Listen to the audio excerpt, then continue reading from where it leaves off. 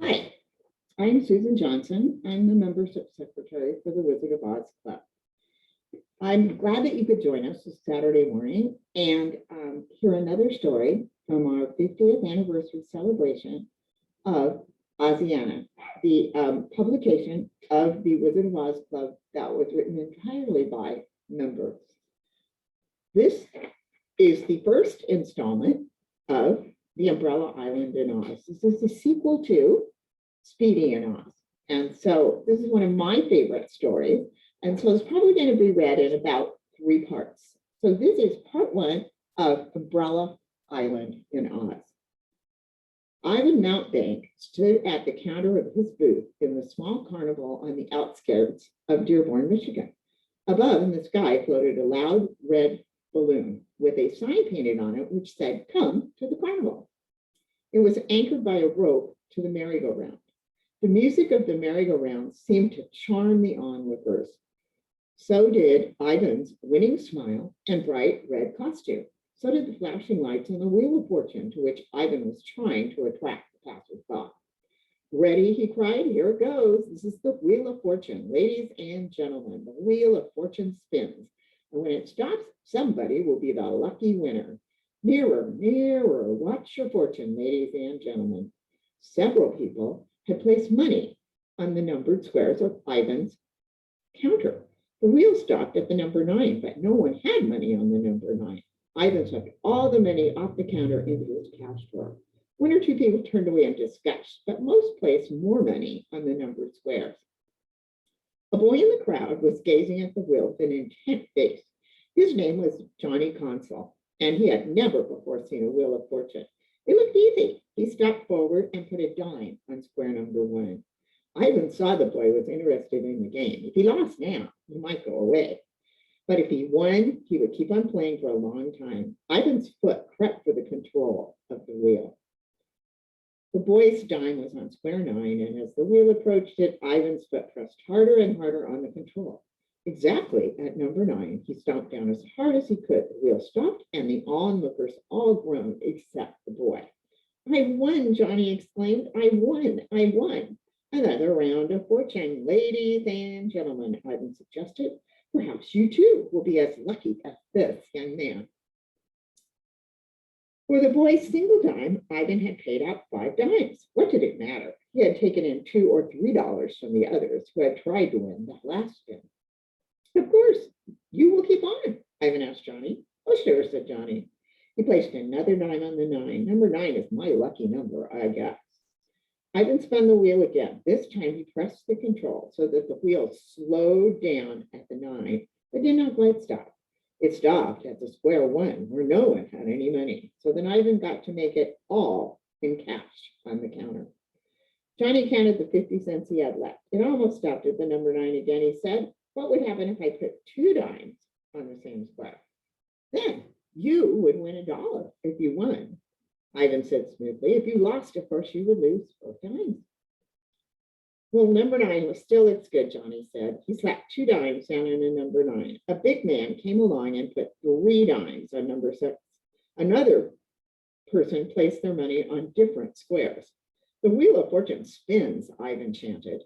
"Soon we'll see who wins."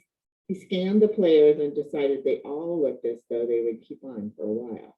He would not let anyone win this time either. Square 8 was vacant. Ivan let the pointer rest on number 8 and gathered it all in. Again, the wheel spun. Johnny stuck to number 9, but since he had lost 2 dimes in a row, he only wagered 1 dime this time. The big man put $2 on number 6. He seemed to be getting more and more interested. Ivan let a middle-aged woman win this time. The big man shrugged his shoulders. "If it is number 6 this time, it never will be," he said. He tossed a $10 bill down on square 6 and waited for the wheel to spin. Johnny put one of his last dimes on number 9. Ivan's eyes were on the $10 bill. In just the moment, it would be his. He did not notice that the big man was leaning over the counter. He leaned further and further, watching the wheel. Or was he watching Ivan's foot? Johnny was worried about his dime, but he still noticed the way the big man seemed to be looking over the counter. Ivan was too concerned with getting that $10 bill in his cash drawer to pay much attention to its large owner. His foot touched the control and brought the wheel to a stop on a vacant number. He swept the money off the counter. At the same time, the big man suddenly threw back the lapel of his jacket to show a sheriff's badge. He produced a whistle from his pocket and blew a sharp blast. Seemingly out of nowhere, two uniformed deputies appeared. The big man pointed to Ivan, who stood frozen, the money clutched in his hand. Arrest him, shouted the big sheriff. His wheel of fortune is wired. He's been cheating the public. The two deputies advanced, but Ivan did not wait for them. With one quick motion, he vaulted the counter and dodged between them. The deputies turned and raced after him. The sheriff was a short distance behind, and Johnny followed after him. Ivan raced past the merry-go-round, his red cape streaming behind him. A glance over his shoulder told him that two deputies were gaining on him. There seemed to be no escape. Suddenly, a rope ladder loomed up ahead of Ivan. It seemed to be dangling out of the sky. Without stopping to think, Ivan sprang onto it and climbed quickly out of the reach of the deputies and their sheriff. Up and up he went. Sooner or later, he appeared. He supposed he would come to the balloon which the carnival used to advertise its attraction. After all, where else could the ladder be leading? Still, it seemed to be a very long climb. The two deputies paused at the foot of the ladder. The sheriff came puffing up to join them. Well, he said irritably, why don't you follow him? Follow him, you idiots, or he'll cut the rope and get away in that balloon. What balloon? Asked the first deputy in a hollow voice. The sheriff gazed upward, shuddered involuntarily. The rope ladder continued up further than any ladder he had ever seen. There was no balloon above it. At the top, it disappeared into a black cloud. It was the blackest cloud the sheriff had ever seen, almost solid in its appearance, and it was the only cloud in the sky. Mumbled Cizuru, the king of Umbrella Island. He nodded and rubbed his stomach and cast a grateful glance at the palace cook, who was just going into the garden to pick some fresh, tender green onions for the next meal. Cizuru did not pay any attention at all to the steering wheel of the flying island, which he was supposed to be piloting through the sky. Watch where you're going, said Pansy sharply. Pansy was the watch cat, and she was supposed to watch out for high mountain peaks, air pockets, and sky pirates. At the moment, she was sitting on the king's shoulder and criticizing his steering. I declare, it takes all my time watching the king. I never have time to watch for anything else. Oh, I try, sighed Cizuru happily. After that dinner, how can you watch anything but the clouds? You know, Pansy, they remind me of stiffly beaten egg whites in a meringue.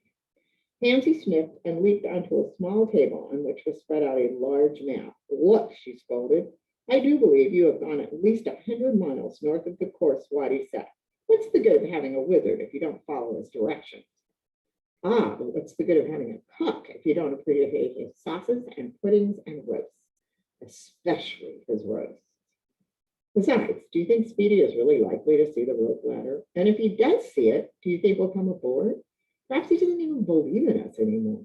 After all, he must be quite grown up by now, and grown-ups in this frightful real land called the United States really ever do believe in flying islands and magic umbrellas and such things. Stubborn nonsense, sniffed Pansy. Speedy won't have forgotten us. Besides, we still have that galloping pet dinosaurs of his, and he'll want to see Terry Bubble again. Ah, yes, Cizuru wheezed, glancing automatically toward the terrace. This is where Terry Bubble lived. The live dinosaur schedule usually sat, hoping for word of Speedy. It was Speedy who had named Terry Bubble during their surprising first journey to Umbrella Island. Caught up with a heap of dinosaur bones in an erupting geyser and sure that every minute would be his last, Speedy had tried to say, "This is terrible." But his chattering teeth had brought the word out as Terry Bubble instead. The dinosaur bones had been welded together by the boiling water, and the skeleton had miraculously come to life.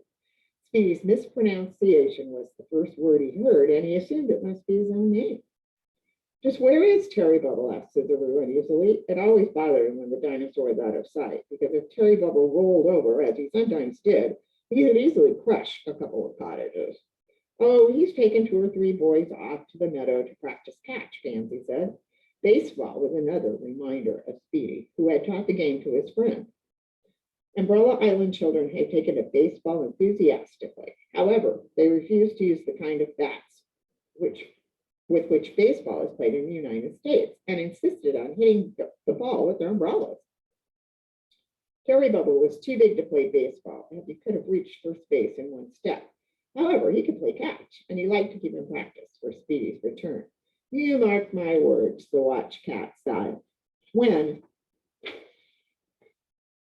Speedy sees the rope ladder we'll have down, he'll come up here so fast you'll think you've steered into a bolt of lightning. That would be nice, said Scissoroo. His eyes were dreamy as he remembered the small Earth boy who had saved their island from destruction and had even become a giant's boot boy along with Scissoroo's daughter, Princess Garita, usually called Garita because of her penchant to go read a book instead of participating in other activities. And mind you, purred Pansy, there will be one princess of Umbrella Island who will be tickled pink when Speedy does come back. Pooh, said a girlish voice. And the pretty princess of Umbrella Island ran lightly up on the terrace and pushed her father away from the wheel which guided the island. I don't care a pink parasol whether Speedy ever comes back or not, but my, we have gone a long way off course, father. With a glance at the chart, Garita's hands deftly manipulated the wheel until the island turned back toward the course Waddy the wizard had set. Pansy purred softly. Amusement was in her soft gray eyes. If you don't care whether he comes back or not, why are you so anxious to set the island the right way? She asked. Well, I don't want our wizard to be disappointed, of course. Waddy has had his heart set on Speedy's return for so long, it would be a shame if he didn't get to see him. And why is it, protested Pansy, that ever since we started to circle over this unfairy land, you have begun to wear hair in curls and two braids like a girl instead of your normal boyish one-braided style? Why have you started dressing in pastel silks? Why have you started acting like a princess instead of dashing around like a tomboy? Oh, pooh, Rita said again. You're silly, Pansy, said Cicero. Well, I hadn't really noticed, but you do dress like a girl nowadays, don't you? Pansy, what does this mean? Oh, nothing, purred Pansy with a wink at the princess. She's just growing up, I dare say. You don't mean to imply, continued Cicero, that my daughter and Speedy, oh, nothing of the sort, Pansy hastened to say. The king was slow to get an idea, but once it reached him, he was apt to be most persistent. Why, you're not nearly old enough to get married, Cicero exclaimed. If that is what is in your head, child, get it out. And Speedy, well, very nice indeed, is not even royalty. My gracious, tut, tut. Garita blushed an indignant crimson. Father, she screamed, I wasn't thinking any such thing. You ought to fire that impertinent watch cat. Goodness me. The pretty little princess flounced off the terrace, leaving the steering wheel once more to her father. A series of taps announced the appearance of Bambula, the imperial suggester. My, he said, she's growing prettier every day. The princess, I mean. It will be nice to see Speedy again, won't it? None of the young men on the island are nearly nice enough for our princess. My, she does look nice and peach. What are you suggesting, roared Cicero? Do you mean to say that everyone on this island has been marrying my little girl off to Speedy without telling me a word about it? How dare they think of my princess marrying? Cicero lapsed into an indignant silence, which was broken only by the voice of Cachuca, the king's chief counselor, who carried a great deal less for Speedy than did Cicero. When the pompous prime peer heard the king's voice thundering from the terrace, he hurried out from the palace. Now, quite forgetting that Speedy had rescued the princess as well as himself and all the rest of Umbrella Islanders, he chimed in his agreement. To be sure, said Cachuca, it would be quite beneath the prince's station to marry Speedy, however fond of him we may be. Some nice young prince from Oz or Ebb would be more seemly, and since your highness is on the subject, suppose we go into the library and study Professor Wogglebug's Royal Book of Oz. There, surely we can find someone suitable for your daughter to marry. Marry, groaned Cicero dismally, mopping his broad forehead, and generously doubled chins in the agitation caused by this disturbing possibility of his daughter's nuptials. Why, she's only 18, he protested. She should marry for years and years yet. True, said Cachuca quickly, nodding his long head in assent. But since the question has come up, perhaps you had better find someone whom you might care to betroth her. The wedding itself would not have to take place for several years, but at least there would be no question of this Speedy fellow or anyone similar. Well, I may be right, muttered Cicero doubtfully. He dimly remembered that his original outburst had been more against the idea of his daughter's marrying at all than against her marrying Speedy. But there was something about Kachuka's smooth, even voice that seemed to carry him along against his better judgment. It would at least do no harm to glance through the book. Just as Cicero allowed Kachuka to slip his arm through his own, there came an air-splitting screech from the edge of the island where the rope ladder hung.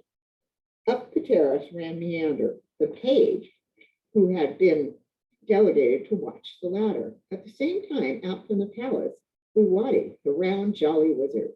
"The ladder!" shouted Meander. As I was looking down toward the earth just now, I saw someone jump on the ladder. I don't know who it is. He's coming up. My indicator in the tower also shows that someone is climbing, Watty confirmed. He bounced with excitement. Maybe it's Speedy. Come on, Watty. Rushed to the edge of the island, followed by the same population which had been aroused by Meander's shout. Well, not the entire population, for Pansy, perched on the king's shoulder, looked in vain for Garita.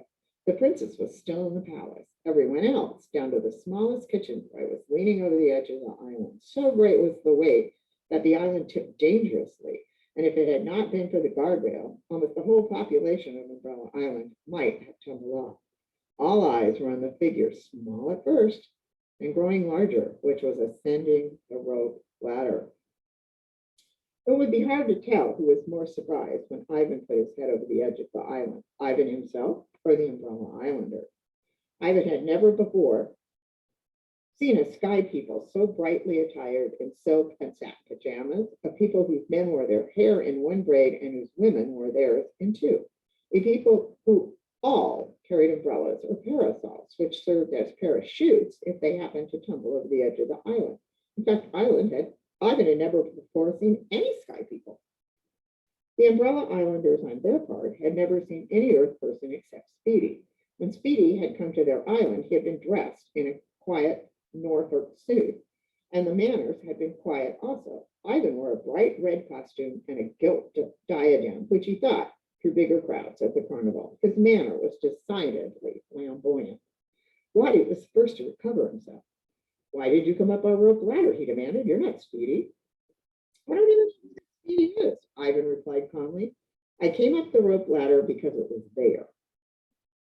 "Speedy is the young American for whom we let down the rope ladder," Watty explained. "We don't know exactly where in America Speedy lives, so we're letting the ladder trail along the ground, hoping he will see it and come up." By this time, Ivan had come to the conclusion that however poor it might be to find an island in the sky, it was good luck for him, and he had best remain as long as he could. There seemed to be no sheriffs or policemen. Also, the people did not seem to know very much about the United States. He might be able to pretend that he was someone important, if only this Speedy did not come aboard. "Whom have I got the honor of addressing?" he asked. He bowed politely. "I am Watty the Wizard." Watty bowed in return. "This is King Cicero of Umbrella Island. Here you see Kachuka, our chief counselor. The gentleman with the drum is Bambula, the Sioux jester. Yonder, but none the less important, is Pansy, the watch cat." For a moment, Ivan thought Watty was slightly poking fun at him, but when Pansy nodded her head in polite self-importance, he was not so sure. "How do you do, stranger?" asked Pansy. Ivan swallowed. He had been through a great many tight squeezes in his 25 years, but he had never before been addressed by a cat, and a well-bred cat at that. "Very well, thank you," replied the huckster at last. "And you?" "Oh, quite well." Pansy looked at Ivan through half-closed eyelids and decided she did not approve. This opinion, however, was not shared by the rest of the islanders. They took the brightly dressed man to their hearts at once. "I'm very glad to meet you all." Ivan bowed to the right, to the left, and straight ahead. He bowed deepest straight ahead because that was where Cicero stood, and Cicero was the king of the strange island. "In me," Ivan continued, swirling his crimson cape feather around me, "behold the king of the United States. I came up your ladder to see if danger threatened my country.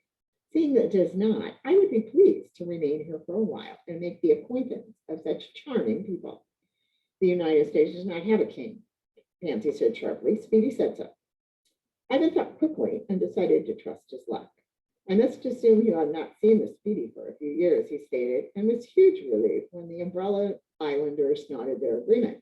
Speedy was correct in telling you that America had no king, for up until 2 years ago it did not. At that time, however, the country decided that it would be governed much better if it had a king, and I was elected the first ruler with a life term. Life term is what you ought to have, all right, muttered Pansy to herself. She had been taught several other things about America by Speedy. Suddenly, Kachuka prostrated himself. Your Majesty, he exclaimed, forgive us for not having recognized your importance. We do not keep up very well with affairs in the unfairy part of the world. It is indeed a great honor to have you on our island. Will you do us the favor of partaking of your evening meal as our guest? I would be delighted, replied Ivan. He cast a sidelong glance at Cicero, from whom he felt the invitation should have come. Cicero, however, was nodding and smiling. He usually followed Kachuka's advice and certainly saw no reason not to this time. Even Watty looked pleased as Ivan joined the group. Only Pansy had doubts about the newcomer. When they reached the palace, Pansy looked around sharply for the princess. Just as she had expected, Garita was curled up in a big armchair reading a book. When the party burst into the room, she glanced up lazily. She saw Ivan at her father's side, and suddenly Ivan saw her. Ivan stared hard, and Garita felt a pink blush creeping up her cheeks. This is my daughter, exclaimed the king in an offhand manner. Now, what were you saying about processions of state? Ivan had been discussing matters of kingship with Cicero, and now he quite forgot what he had been about to say. He bowed low before the princess. I'm delighted to meet you, Ivan said. I am happy. I am glad. You are the loveliest little lady I have ever beheld. Garita blushed an even deeper pink, yet she did not seem displeased. After a few moments, Kachuka led Ivan to a room which had been swiftly made ready for him. You will want to dress for dinner, said Kachuka in his oiliest tone. Since you brought nothing with you, we have taken the liberty of laying out some of our best robes of state. I hope they will please you. So thoughtful, murmured Ivan. Your princess is certainly a charming girl. Kachuka inwardly hugged himself. Manners were working out even better than he had hoped.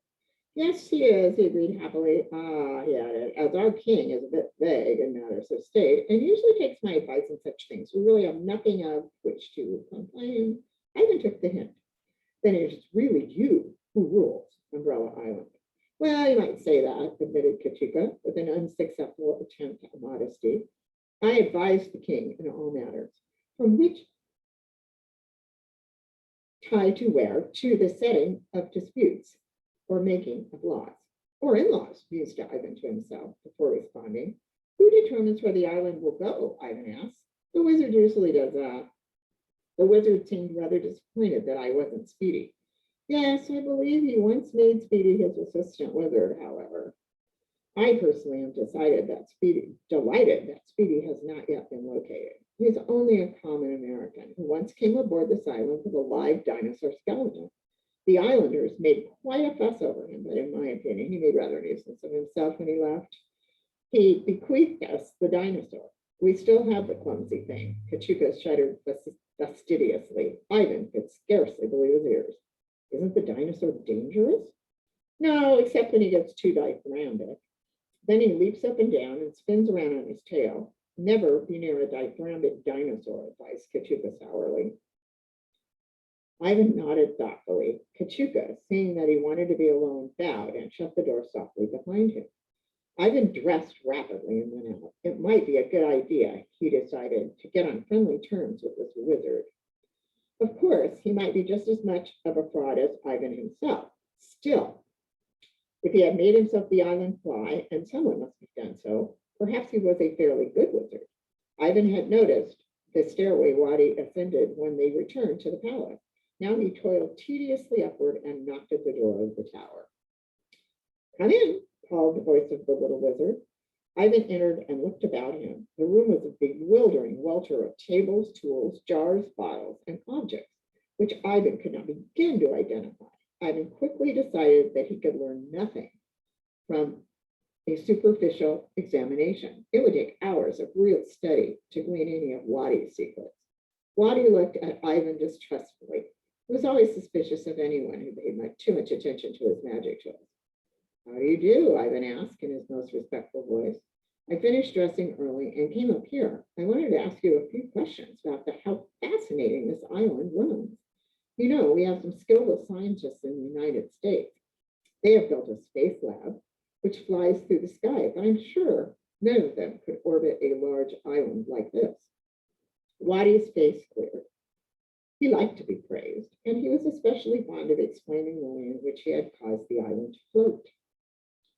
Come over to the window, he suggested. Ivan bowed and followed him to a window which overlooked the terrace.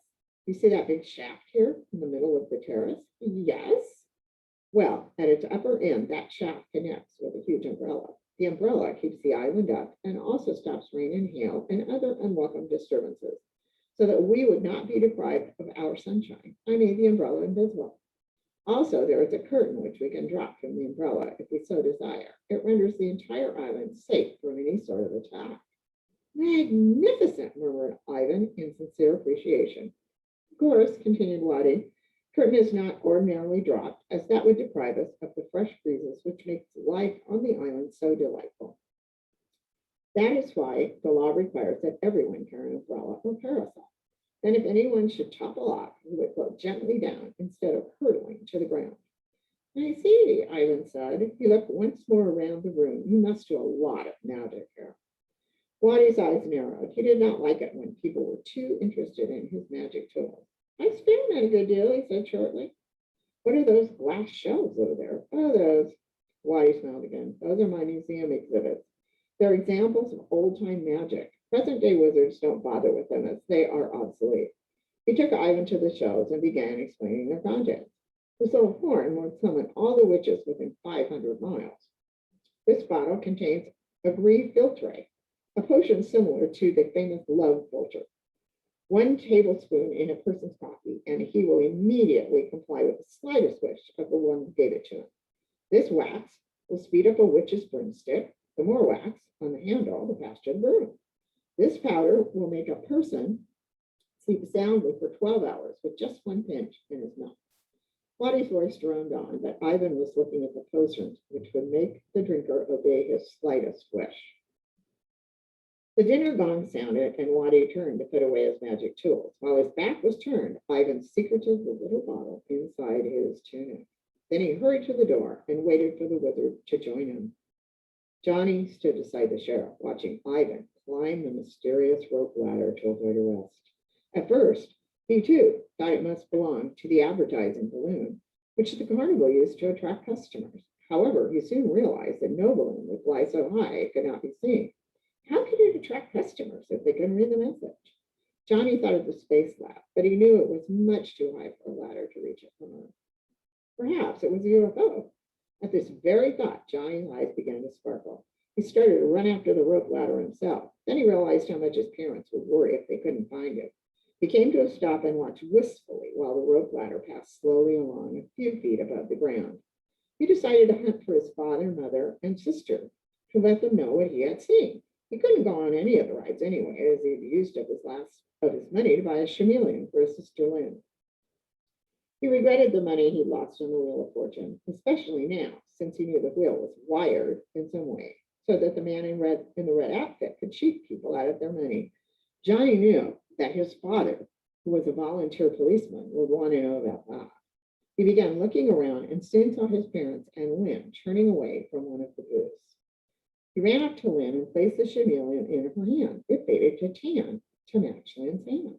Her eyes smiled at Johnny as she carefully placed the lizard on her green collar. Sure enough, it turned so green it was almost invisible. Oh, Johnny, Lynn exclaimed, he's wonderful. I'm going to name him Pickle because he's so green now. Not all the time, Johnny reminded her. Remember how it was light brown in your hand. Yeah, let's try Mom's purse. Lynn gently placed Pickle on her mother's red purse. But Pickle couldn't turn a true red. The best he could do was a sort of reddish brown. She put him on her father's blue shirt, but Pickle couldn't come in blue either. Green and brown were his only colors. He changed to whichever of the two seemed closest to the surroundings.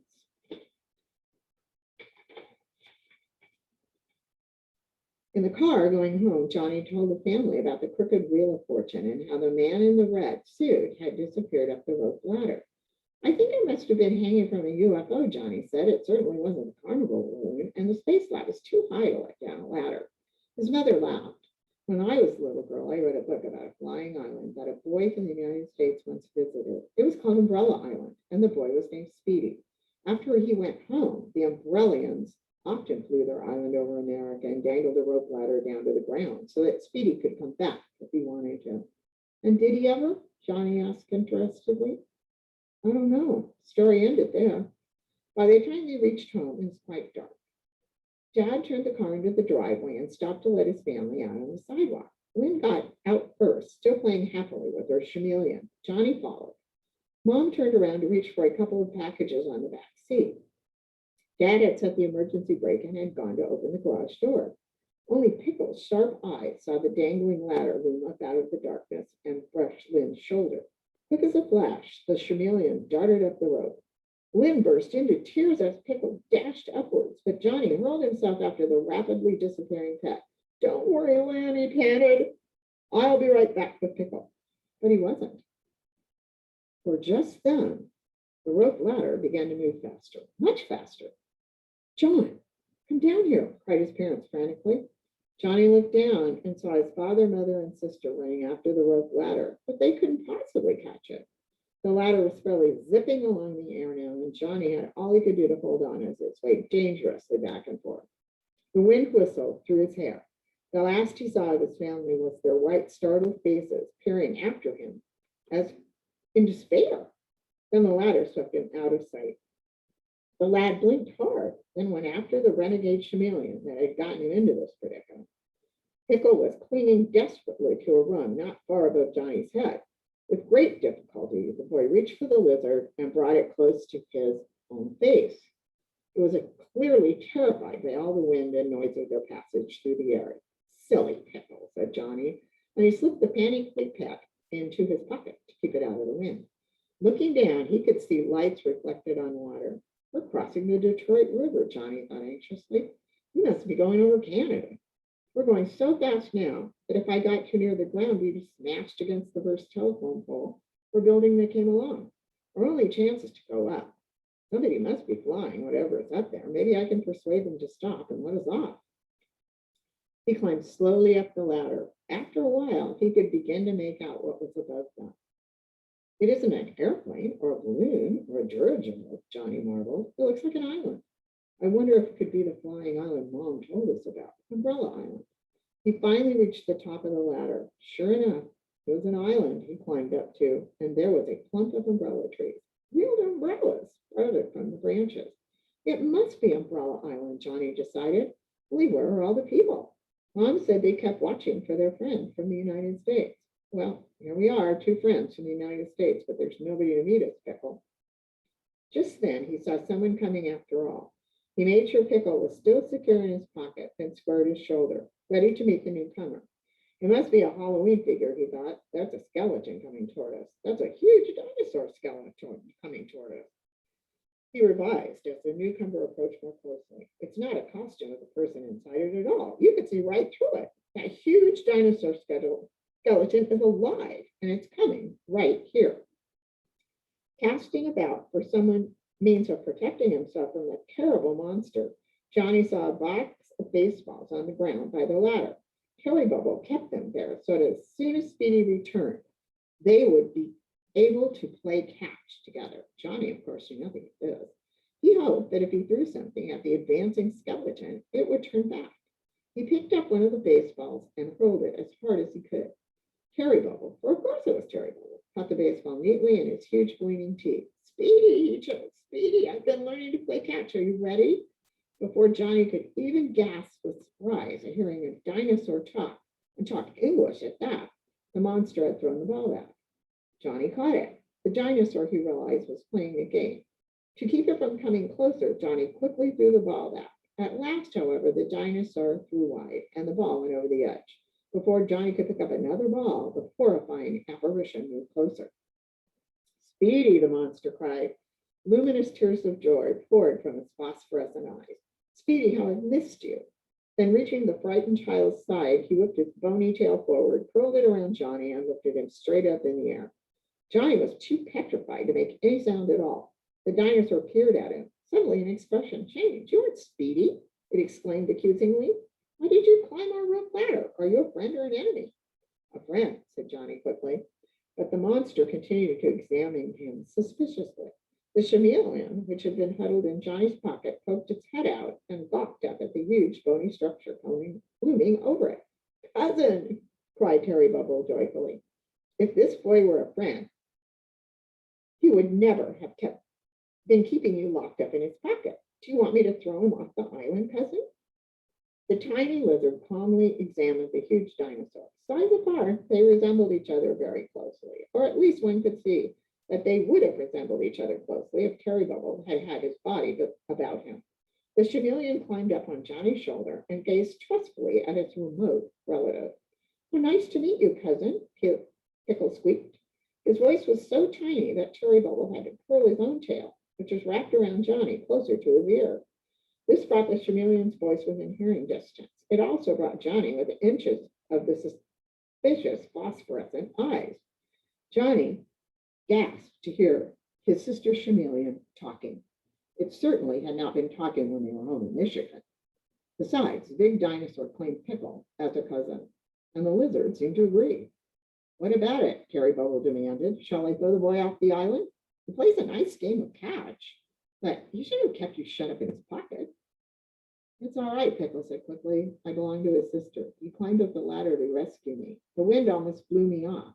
Johnny here put me in his pocket so I wouldn't blow away. He's all right, cousin. At the chameleon's testimonial, Terry Bubble set Johnny down on the ground and introduced himself. He explained that the flying island and related his own earlier adventures when he and the American boy Speedy had been caught up in an erupting geyser and deposited on the island. But what happened to the man in the red costume who came aboard earlier? Johnny asked suddenly. He's a crook. He might steal something from your king. At this, Terry Bubble looked alarmed. He's at a banquet. He told Cicero, who is the king of the United States, so Kachuka threw a party for him. King of the United States, Johnny exclaimed indignantly. Why, there isn't any king of the United States. He's not only a crook, he's a liar.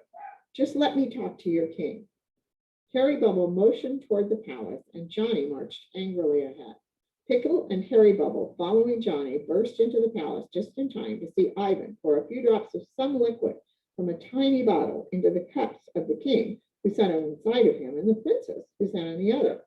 Johnny recognized both Cicero and Garita from Terry Bubble's description, but he was so amazed at the colorful assembly that he stood silently in the doorway for a moment. In that moment, Ivan raised his own cup. Turning first toward the princess and then toward the king, he said, let's drink to our friendship and to the friendship of our two great countries. Smiling, Cicero and Garita lifted their cups to their lips and began to sip. This roused Johnny. Wait, he cried, stepping forward quickly. Don't drink any more. That man put something in your glasses. He's a liar anyway. The United States has no king. Johnny's words threw the entire company into confusion. Cicero and Garita looked at the newcomer in amazement. What does this mean? Cicero asked, turning back to Ivan. Ah, Ivan thought quickly. This young man is a member of the political party which opposed my election. He and his Watergate friends are trying to slander me. But you trust me, don't you, Your Majesty? Cicero hesitated for a moment. Then looking down at the cup,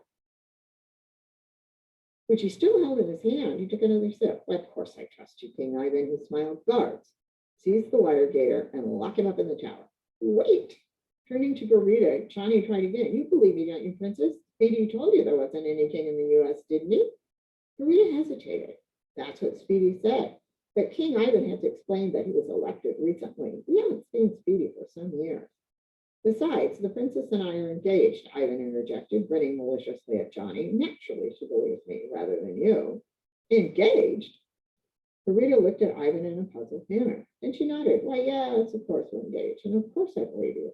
Waddy, Johnny cried. He had identified the Wizard of Umbrella Island from Terry Bubble's description, and he made one last despairing try. Speedy must have told you a lot about the United States when he was helping in your laboratory. Does it sound likely to you that the U.S. would need a king? Not likely, Waddy admitted, gazing in puzzlement from Ivan to Johnny and to Terry Bubble, who stood beside the boy in the doorway. Scissoroo, he warned, I think we better go into this matter more carefully. Scissoroo glanced questioningly at Ivan, who shook his head violently. To the tower with them, Ivan demanded. Scissoroo motioned the guards forward. To the tower with them. Terry Bubble crowded forward. You can't put him in the tower. The young man is telling the truth, he insisted. Play Scotch Billy as well as Speedy. Besides, he's a friend of my cousin. Your cousin? Scissoroo gasped faintly. He glanced around the room. Then, since Pickle was back in Johnny's pocket, Scissoroo didn't see the little chameleon. To the tower with him, I say decidedly. The guards stepped forward, but Terry Bubble stepped forward at the same time. Over my dead bones, you'll put him in the tower, exclaimed the angry skeleton. The guards paused, for Terry Bubble was far too large to be pushed around. Scissoroo appealed to the wizard. Waddy, do something to that dinosaur. He can't be allowed to flout my authority like that. Waddy hesitated. The truth was that he liked the brave little American boy far better than he liked Ivan. Then, too, Terry Bubble had been his friends for years. Still, Scissoroo was his king, and after all, a few hours in the tower wouldn't really hurt the lad. Taking a magic spray can from his pocket, Waddy sprayed the stubborn dinosaur with a mist of DDT flists immediately. Terry Bubble found himself helpless to resist the guards. Before he could run, Johnny found himself locked in the tallest tower of the castle. Terry Bubble was fastened just outside. A huge iron chain had been placed around his neck and padlocked to the iron bars of the window, which looked out from Johnny's cell. When he stood up on his hind legs, Terry Bubble could just barely look through the window. He and Johnny tried to console each other, but the child was worn out from his exhausting climb up the ladder. Soon, even his anxiety over the hopeless situation in which he found himself failed to keep him awake. By the time the castle clock struck 10, the child and Pickle were asleep in a corner of their dungeon cell. Pickle snuggled against Johnny's chest for warmth and comfort. Terry Bubble kept watch alone. Well, this is from the 1996 issue of Oziana. The entire issue is dedicated to this story. So the story will be continued in another segment, and I hope that you can join me. And thank you for helping us celebrate 50 years of Oziana.